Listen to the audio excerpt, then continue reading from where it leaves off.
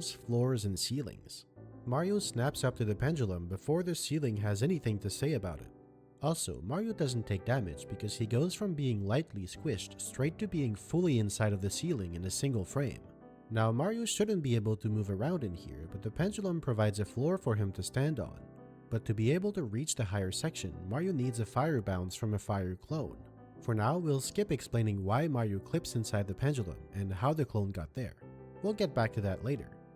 After more precise midair walking and waiting, the conditions are finally perfect for the magic trick. Mario turns until he faces out. He ever so slightly enters the back of the wall hitbox, clipping him back out. Then he ground pounds. As the pendulum rotates, it enters a position where, because of imperfect geometry, an exposed ceiling squishes Mario, cancelling the ground pound and resetting his vertical speed back to 0. On the same frame, he's pushed out of the exposed ceiling.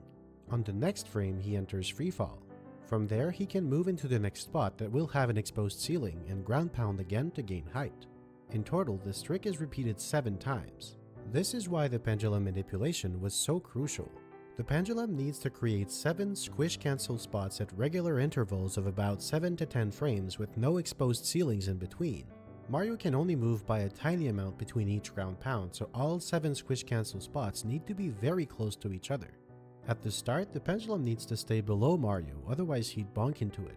And finally, because the pendulum is only tangible if Mario is close enough to it, as Mario goes higher, the angle range the pendulum can take gets smaller and smaller. When Mario is at the very top, he's too far from the pendulum to do any more squish cancels, but he's still too low to grab the ledge. Thankfully, DS273 had one last trick up his sleeve, a glitchy ledge grab. This wall is made up of 2 sections that seamlessly combine to create one surface. But as it turns out, due to some floating point rounding nonsense, each section has an ever so slightly different normal vector. As a result, there's a float precise position where Mario's 30 unit check finds the lower wall, but the 150 unit check does not find the higher wall, and he grabs a ledge from way below. This glitchy ledge grab was found on November 14, 2020, and it was the last piece of the puzzle DS273 needed to devise his master plan. Once on this spot, Mario could use a bob-omb to cross the gap, a star dance clip to get up the elevator, and a fire clone to dismount the pole. But hold on, how do you get all this stuff here in the first place? We need to rewind a bit. The last one is the simplest. This fire clone is placed at the beginning of the stage using a preset hope from Tall Mountain and behind camera anywhere. But despite being the simplest, it's not that simple, because Mario needs one of these bob-ombs for cloning, yet the object he's cloning is all the way up here. He needs to find a way to carry an object for an extended time without updating the hope at any step of the process. First, Mario makes both bob-ombs explode 1 frame apart. Just as he grabs it, the other bob-omb is unloaded. This causes the bob-omb's spawner to load into Mario's hands. Like we've seen before, a spawner is an invisible object. Because it's invisible, it doesn't need to be rendered, which in turn doesn't update the hope. Mario then carries that invisible object up until it also unloads and can be replaced. At the exact moment when it's replaced with a newly loaded fire object, Mario is now behind the camera, so again the hope is not updated. Mario throws the fire clone to the hope where it sits waiting to burn Mario off the pole later on. The clones on the elevator are more interesting, but we'll get to those later. I did promise that I would explain how these fire clones got here. There are 3 of them. One has to be used as a sacrifice to prevent Mario from activating the useful fire clones too early. The clones were placed by setting the hope under this spot, then using BCA to drop them at the hope laterally but at Mario's height. The range of usable heights for the fire clones was pretty restricted, which made the whole strategy harder to pull off. Why do I look like that? And now we take a look at how the bob-omb magically appears in this spot. Jesus Christ. It uses a known trick, the out-of-bounds failsafe mechanism, but in a new way. Oh, Jesus. What's up? What's up? How's everyone doing?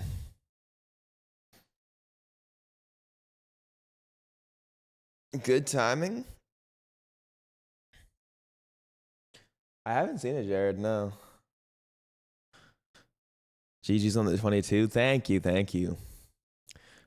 So I don't know if anyone heard the news, but Armada is sick, which, you know, it happens. I've been there for tournaments and stuff, so hope he feels better. I'll be thinking of him.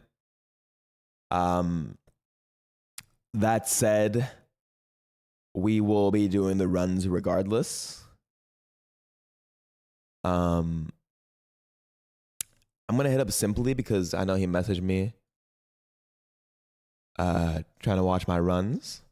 So I think it'd be really cool to just hit up Simply for the last day. It's kind of full circle. I started with him, and he can just watch me do runs. I think it'll be hype regardless. Yeah, and we do it. We do it for Armada. We do it for GTM. We do it for Bobby. We do it for Peanut. We do it for Simply. Yeah. What a turtle. We'll do it. I'm going to figure out after this event. But before we start today, I'd really like to shower. And I don't have a shower in this room at this office. So I will be needing to head home just to freshen up. I need it, bro. I haven't showered since Tuesday. Think about that. Just have someone repeatedly dump water on you.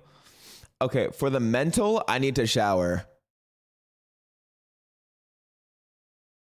Look at my beard, bro. I feel like the big beard and the blonde hair do not mesh. The gamer gunk is what will get you sub 20. Stop that. I'm going to head home to shower. You need to shave it off. Okay, we can see if we land on the mustache on the wheel. But yeah, we're going to shower. I'm going to eat a little something, and I'm going to come back. And I think I'm just going to rip runs straight through the day. Barring that I need to, practice a little star stuff or things like that. But I'm pretty happy with my progression. I think I can hit sub 20 if I just keep going at it.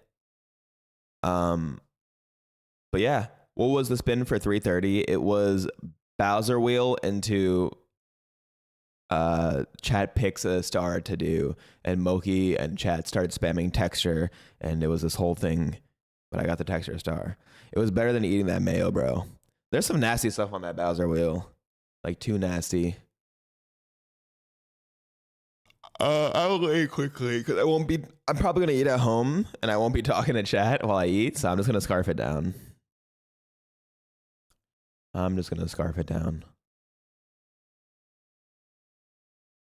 Dye hair red.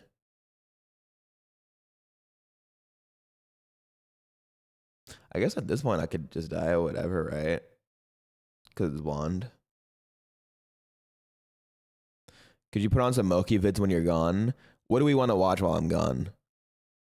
I'm sorry that I'm, just sleeping and putting on videos, but I promise you I'm going to be doing runs into the night once I'm back. I don't think he has a How May Was Made video. I don't think so.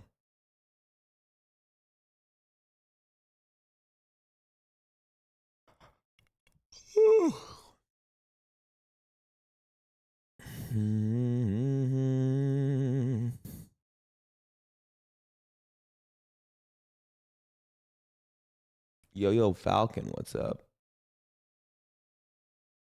I also need to reset stream real quick. 1 second. 1 second.